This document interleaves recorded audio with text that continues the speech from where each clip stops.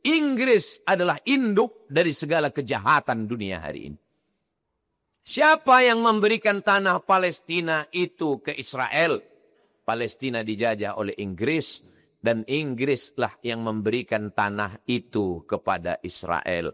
Israel memang sudah lama ingin punya negara. Sultan Abdul Hamid tidak mau menjual Palestina dengan kepingan-kepingan emas. Dia takut kepada Allah Subhanahu wa taala. Apa yang terjadi dengan Sultan Abdul Hamid? Sultan Abdul Hamid digulingkan, hartanya dirampas, anak cucunya dibunuh. Lalu kemudian negeri itu pun terbebas dari khalifah. Siapa yang melakukannya? Yang melakukannya Mustafa Kemal Atatürk. Orang terzolim yang sudah menghancurkan kekuasaan Islam. 1924. Sejak itu umat Islam lemah. Sebelumnya mereka tidak berani mengambil Palestina karena masih ada Amirul Mukminin, ulil amri, pemimpin umat Islam. Umat Islam tercabik-cabik, terpecah menjadi negara-negara kecil. Sebanyak anak membaca Al-Quran di pondok ini kita mendapatkan pahala, sebanyak anak sholat di tempat ini kita mendapatkan pahala. Belum lagi di saat mereka menjadi ulama. Harapan kami pesantren terus berkembang dan husnudzon kami akan berkembang. Maka dari itu kami ajak Anda, para perindu ridha Allah, ayo kita ikut andil dalam besarkan pesantren ini. Semoga dari pesantren keluar ulama-ulama penerus dakwah baginda Nabi. Amin. Maka jangan ragu untuk bergabung. Inilah orang cerdas. Kalau kita mengandalkan ibadah kita melakukan sholat sebanyak apapun sangat terbatas. Ngaji Quran sangat terbatas. Tapi kalau kita ikut andil dalam program besar semacam ini, sebanyak anak membaca Al-Quran di pondok ini kita mendapatkan pahala, sebanyak anak sholat di tempat ini kita mendapatkan pahala. Belum lagi di saat mereka menjadi ulama. Inilah kerjaan orang-orang cerdas. Maka ayo menjadi cerdas hari ini. Jangan ragu, sisihkan rezeki Anda. Dan tidak cukup sampai di sini. Ajak orang lain. Kapan Anda mengajak orang lain, Anda mendapatkan pahala biarpun orang itu belum mengikuti ajakan Anda. Ajak sebanyak-banyaknya. Dan di saat Anda mengajak, jangan meremehkan. Mungkin kelihatan orang itu tidak, seolah-olah tidak akan membantu. Ajak saja. Silahkan sisihkan rezeki Anda langsung ke Pesantren Nurul Azhar Bank Syariah Indonesia, nomor rekening 147-666-6666 atas nama Yayasan Tabung Wakaf Umat. Dan jika terbuka hati Anda lalu Anda berderma, jangan ragu. Sertakan kode transfer 01 di akhir nominal transfer dan atau konfirmasi ke nomor 0852 6541 6060. Itu adalah nomor admin yayasan. Dan setelah itu, setelah Anda berderma, puji syukur, bersyukurlah kepada Allah karena Allah telah memilih Anda untuk bisa berjuang. Nuhibbukum fillah. Assalamualaikum warahmatullahi wabarakatuh. Alhamdulillah wassalatu wassalamu ala Rasulillah Sayyidina wa maulana Muhammad ibn Abdillah wa ala alihi wa sahbihi wa man tabi'ahu wa mawala. Ashhadu an la ilaha illallah wahdahu la syarika lah wa ashhadu anna sayyidana Muhammadan abduhu wa rasuluhu la nabiyya ba'dah. Allahumma salli ala sayyidina Muhammadin an-nabiyil ummi wa ala alihi wa sahbihi wa barik wa sallim. Qala Allah Ta'ala fil Qur'anil azim wa huwa asdaqul qailin.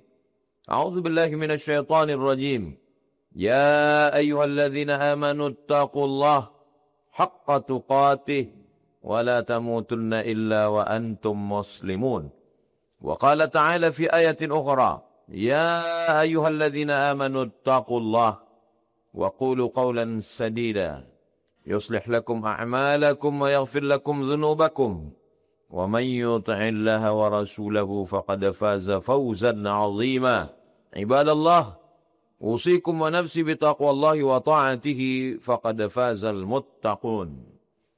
Hadirin jamaah Jumat yang dimuliakan Allah Subhanahu wa taala. Kita sebagai umat Islam pernah mengalami masa keemasan. Di barat ada yang disebut dengan istilah Mozarabik. Mozarabik artinya orang-orang barat Eropa yang bangga mengikut tradisi Arab Islam. Itu makanya di Andalusia 700 tahun lamanya Islam berkuasa di Andalusia. Dan arsitektur bangunannya adalah arsitektur bangunan Islam. Bahkan terjaga, terpelihara sampai hari ini. Panglima besar mereka bernama Richard the Lionheart. Richard berhati singa. Dialah panglima perang sekutu. Ketika sampai di Palestina, dia terkena penyakit demam. Lalu berbaring di dalam kemah. Tiba-tiba di tengah malam, datang seorang laki-laki berjubah dengan wajah tertutup, mengendap-endap dan sampai ke kemahnya. Laki-laki itu bernama Salahuddin Al-Ayyubi. Salahuddin Al-Ayyubi dengan mudahnya menembus barisan-barisan militer penjaga. Dan dia sampai ke dalam kemah. Kata Salahuddin, kalau aku mau membunuhmu Richard, kau sudah mati malam ini. Tapi aku bukan banci. Aku seorang panglima perang. Aku datang ingin membawakan obat demam untukmu. Akhirnya Salahuddin Al-Ayyubi keluar lagi. Tersentuh hati Richard. Dan pada akhirnya pasukan Richard kalah. Palestina digenggam umat Islam. Apa yang terjadi ketika Palestina dikuasai umat Islam? Lonceng-lonceng gereja Ortodoks Timur tetap tegak berdiri. Tidak ada yang terganggu. Orang Yahudi bebas melaksanakan ibadah. Karena kita memiliki ajaran wala ana abidum ma'abattum wala antum abiduna ma'abud lakum dinukum waliyadin. Lalu kemudian ketika Romawi Timur berpusat di Konstantinopel dengan raja-rajanya begitu bangga, hebat, sampai akhirnya ada seorang anak laki-laki dibawa oleh gurunya berziarah ke makam sahabat Nabi. Sahabat Nabi itu bernama Abu Ayyub Al-Ansari. Abu Ayyub Al-Ansari adalah orang yang meminjamkan rumahnya untuk satu rumah dengan Nabi Muhammad SAW ketika peristiwa hijrah dari kota Makkah ke Yathrib yang berubah menjadi nama Al-Madinah Al-Munawwarah. Lalu kemudian Abu Ayyub Al-Ansari mendengar hadis Nabi, la taftahunnal Qastantiniyah. Kamu akan merebut membebaskan Konstantinopel. Wala ni'mal amiru amiruha. Panglima perangnya panglima perang terbaik. Wala ni'mal jaishu dhalikal jaish. Pasukan perangnya adalah pasukan terbaik. Ketika berumur 80 tahun, Abu Ayyub Al-Ansari mengikuti pasukan kaum muslimin untuk merebut Konstantinopel. Tapi takdir belum berpihak. Mereka belum mampu. Dan akhirnya Abu Ayyub Al-Ansari dimakamkan di Konstantinopel. Kuburnya di bawah pohon kayu rindang yang sampai hari ini masih banyak dikunjungi orang untuk berziarah. Datanglah seorang guru bernama Agha Syamsuddin, membawa muridnya yang berumur 19 tahun, berziarah ke makam itu dan berkata, orang ini dulu berjihad umur 80 tahun. Dan engkau masih muda belia. Anak muda itu termotivasi, dididik oleh seorang ulama. Akhirnya dialah yang merebut Konstantinopel. Dia tidak merubah nama kota itu dengan namanya. Dia merubah nama kota itu dengan nama Islam.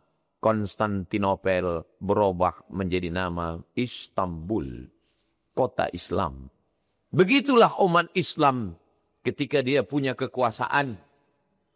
Wa ma arsalnaka illa rahmatan lil alamin. Tidaklah kami mengutus engkau melainkan menjadi rahmat bagi semesta alam. Tapi kemudian apa yang terjadi? Ketika umat Islam terlena, lalu kemudian tertidur.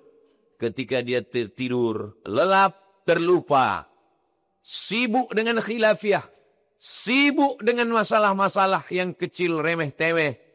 Persaudaraan hancur, kekuatan hilang. Akhirnya umat Islam terusir dari belahan barat. Umat Islam cuma punya dua pilihan. Murtad atau meninggalkan Andalusia. Akhirnya sebagian umat Islam meninggalkan Islam. Mereka terpaksa. Lalu kemudian sebagiannya lari ke Maghribi. Sampai hari ini tidak boleh dikumandangkan azan di masjid-masjid tua yang ada di Andalusia, yang ada di Spanyol. Masjid-masjid dijadikan sebagai museum. Masjid-masjid hanya tinggal sejarah. Batu-batu tua bertuliskan kaligrafi ayat Quran yang indah dengan mihrab berlapiskan emas menjadi sejarah bahwa umat Islam pernah berkuasa. Hari berganti, musim berubah. Mereka mulai berdatangan menjajah umat Islam. Lalu kemudian mereka meninggalkan negeri jajahannya.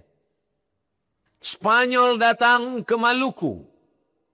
Kesultanan Tidore dan Ternate mereka jajah. Lalu kemudian datang Belanda, datang Inggris. Umat Islam belahan timur tercabik-cabik. Bekas jajahan Inggris menjadi Belanda datang. Lalu kemudian terbelahlah dua bangsa ini menjadi beberapa negara. Hanya karena perbedaan siapa yang menjajah. Kita di Riau ini Melayu. Sultan pertama kita adalah Raja Kecik. Tahun 1723. 1723 Raja Kecik dilantik oleh 4 datuk-datuk. Maka dia Sultan pertama Kerajaan Siak Sri Indrapura. Dari mana Raja Kecik datang? Raja Kecik datang dari Johor, Malaysia. Dulu hubungan ini antara hubungan anak dengan ayah. Tapi setelah penjajahan datang, jajahan Inggris menjadi Malaysia, Singapura, Brunei Darussalam. Jajahan Belanda menjadi Indonesia. Lalu generasi pertama masih lagi melihat. Nenek moyang kita tidak melihat permusuhan. Nenek moyang kita melihat saudara kami di seberang sana di Semenanjung juga Melayu. Kita diikat dengan 2 ikatan. Ikatan kebangsaan suku Melayu. Ikatan akidah Islam. Asyhadu an la ilaha illallah wa asyhadu anna Muhammadan Rasulullah. Hari berganti, musim berubah. Sampai masa ayah kita jarak menganga makin jauh. Sampai generasi kita dan sekarang generasi anak-anak kita yang tidak mengerti sejarah. Caci maki, sumpah serapah di media sosial hanya karena sepak bola dan perebutan hak paten, tradisi dan lain sebagainya. Padahal kita dulu sesuku, sebangsa, seagama. Datang penjajah-penjajah kafir, Davide et Impera yang obok-obok, yang mengadu domba bangsa. Apa yang mereka tinggalkan dari penjajahan ini? Konflik perbatasan. Perbatasan antara Malaysia dengan Thailand. Yang sampai hari ini tidak pernah selesai. Kerajaan itu kerajaan Melayu Patani namanya. Sampai hari ini menjadi wilayah konflik. Berkesudahankah? Tidak berkesudahan. Begitu juga dengan saudara kita minoritas yang ada di Filipina. Muslim Moro namanya. Muslim Moro teraniaya. Muslim Moro terzolimi. Muslim Patani teraniaya. Semua perbatasan-perbatasan yang ditinggalkan penjajahan Eropa teraniaya. Antara Malaysia dengan Thailand, Fatani. Ulama-ulama besar. Salah satunya adalah Syekh Daud Al-Fatani. Mursyid Tarekat Sattariyah. Makamnya di samping makam sahabat Nabi Abdullah bin Abbas di kota Taif. Di dekat pintu Taif ada masjid Abdullah bin Abbas. Di samping masjid itu makam Syekh Daud Fatani. Murid-muridnya menyebar ke Nusantara. Tapi kampung halamannya sekarang menjadi wilayah perebutan. Dijajah oleh Siam yang sekarang berubah menjadi Thailand. Negeri Thai. Begitu juga dengan saudara kita kaum minoritas yang ada di Moro, di Filipina. Begitu juga yang terjadi antara perbatasan India dengan Pakistan. Ada yang disebut dengan Kashmir. Kashmir surganya dunia. Tapi menjadi wilayah konflik. Siapa yang meninggalkan? Yang meninggalkannya adalah Inggris. Inggris adalah induk dari segala kejahatan dunia hari ini. Siapa yang memberikan tanah Palestina itu ke Israel? Palestina dijajah oleh Inggris. Dan Inggrislah yang memberikan tanah itu kepada Israel. Israel memang sudah lama ingin punya negara. Israel tidak pernah punya negara di dunia ini. Mereka tersebar ke seluruh dunia. Datang seorang laki-laki bernama Theodor Herzl. Dia melihat ada negara bernama Serbia yang dulu menghantam Bosnia Herzegovina. Dia ingin Israel juga punya negara seperti Serbia. Lalu dia datang kepada Sultan Abdul Hamid, penguasa Turki. Dia bawakan 300 keping duit emas. Sultan Abdul Hamid tidak mau menjual Palestina dengan kepingan-kepingan emas. Dia takut kepada Allah Subhanahu wa taala. Apa yang terjadi dengan Sultan Abdul Hamid? Sultan Abdul Hamid digulingkan, hartanya dirampas, anak cucunya dibunuh. Lalu kemudian negeri itu pun terbebas dari khalifah. Siapa yang melakukannya? Yang melakukannya Mustafa Kemal Atatürk. Orang terzolim yang sudah menghancurkan kekuasaan Islam. 1924. Sejak itu umat Islam lemah. Sebelumnya mereka tidak berani mengambil Palestina karena masih ada Amirul Mukminin, ulil amri, pemimpin umat Islam. Umat Islam tercabik-cabik, terpecah menjadi negara-negara kecil, dihancurkan dengan senjata. Negeri yang kecil-kecil tadi tinggal hanya beberapa orang di surau, langgar, dan musola. Dan di musola itu pun lagi diadu domba dengan masalah khilafiyah. Antara usolli dengan tidak usolli.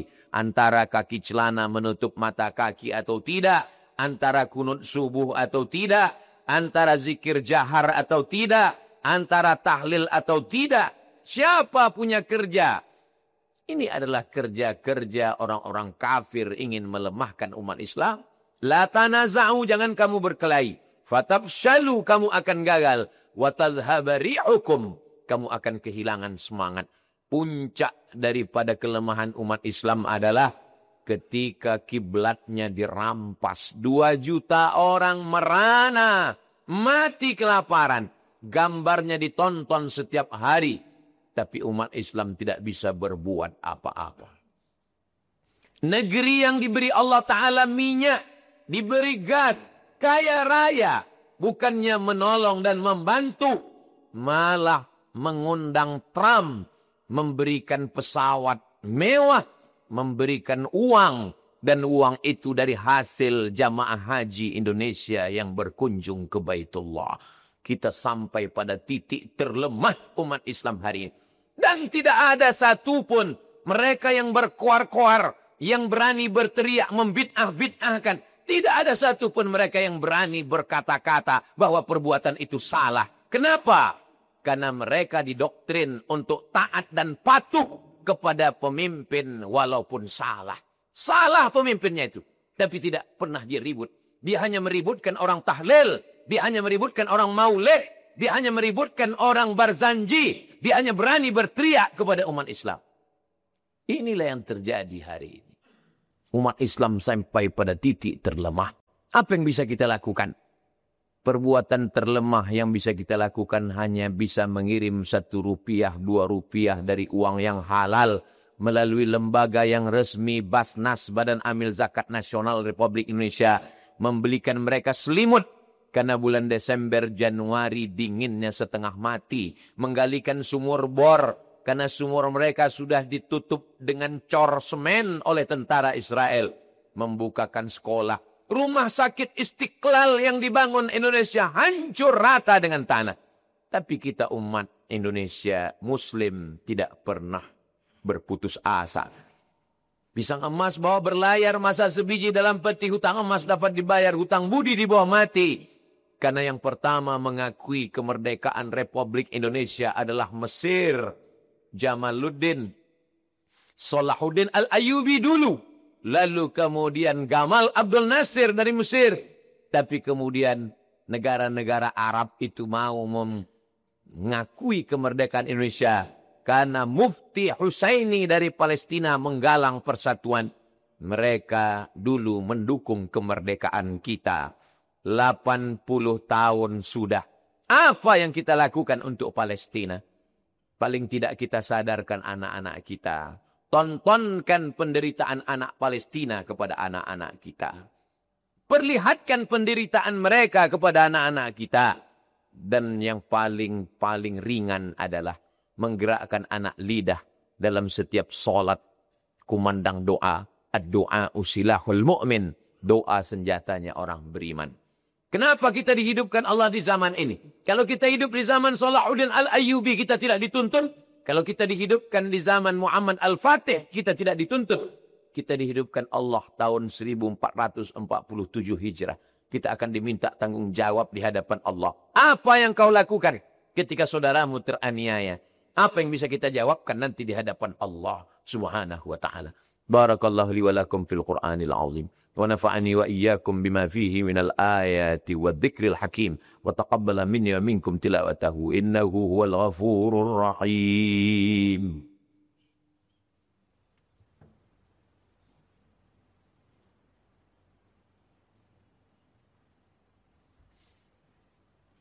الحمد لله الذي بنعمته تتم الصالحات والصلاة والسلام على سيد السادات وعلى آله وأصحابه أهل الفضائل والكرامات.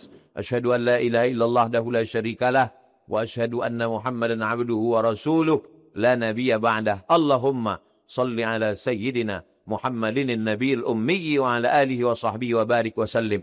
قال الله تعالى في القرآن العظيم وهو أصدق القائلين أعوذ بالله من الشيطان الرجيم بسم الله الرحمن الرحيم والعصر إن الإنسان لفي خسر إلا الذين آمنوا وعملوا الصالحات وتواصوا بالحق وتواصوا بالصبر. وقال تعالى في آية أخرى إن الله وملائكته يصلون على النبي يا أيها الذين آمنوا صلوا عليه وسلموا تسليما.